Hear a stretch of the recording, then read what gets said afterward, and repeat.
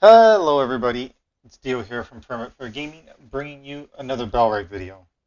Today we are talking about how to create your own personal food supply as well as that as for your army, because you probably run into the thing where you have, like I have here, I have a bunch of cauldrons, some smokers, and you have your food available, just want to grab that, and the common populace, all your workers just keep eating all the special stuff that you have made and you kind of want to save it for yourself as well as your army for when you're out fighting bandits, brigands, and all that fun stuff. So what you want to do is make it last. So how do we go about doing that? So what we're going to want to do is create our own personal food settlement. So if I go to my buildings here, sort through, I have a food settlement. I mean, you can call it whatever you want. And in it, I have my bakery from my tier 3, a bunch of cauldrons, my smoker, a food cellar for storage, and a stockpile. And then I also have a well because we're going to need water for the stews that we're going to make.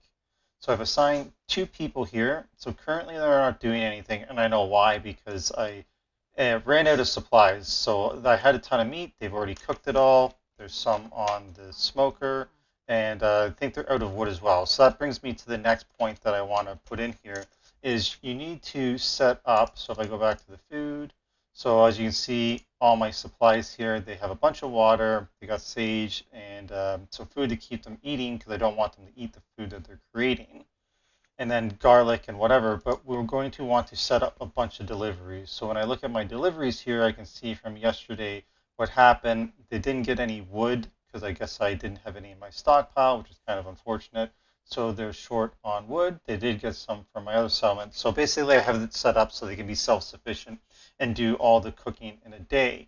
Now, I just got out of winter, so that's why I didn't have any berries or mushrooms to pass over, but that will change. So I have everything set up to daily, so they're going to get food, or sorry, wood, they're going to get flour.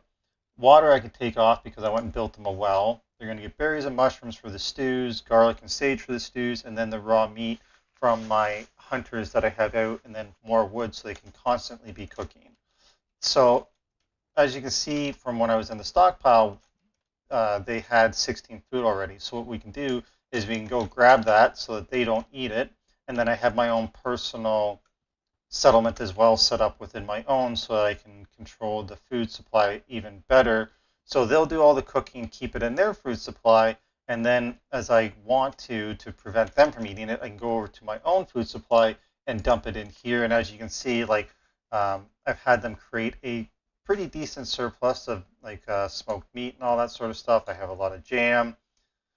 And so I had this, so when I wanted to raise an army, I could just bring them over here and have them eat from this food cellar, and then they would eat all the best food, and it also keeps all the best food from my common people or the workers who don't need it from eating it, and then I would be out by the time I need it.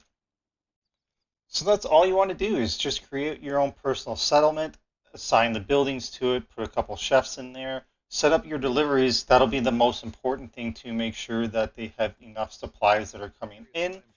They do cook very, very fast. So, like I had, as you can see, my stockpile there for my food grew fairly quickly. I had like 100 meat in there, and they just cooked through it like super, super fast. So there will be times where, because they're so productive, because they only have basically one job to do, which is go make food and then deliver said food, they can go through it super, super fast.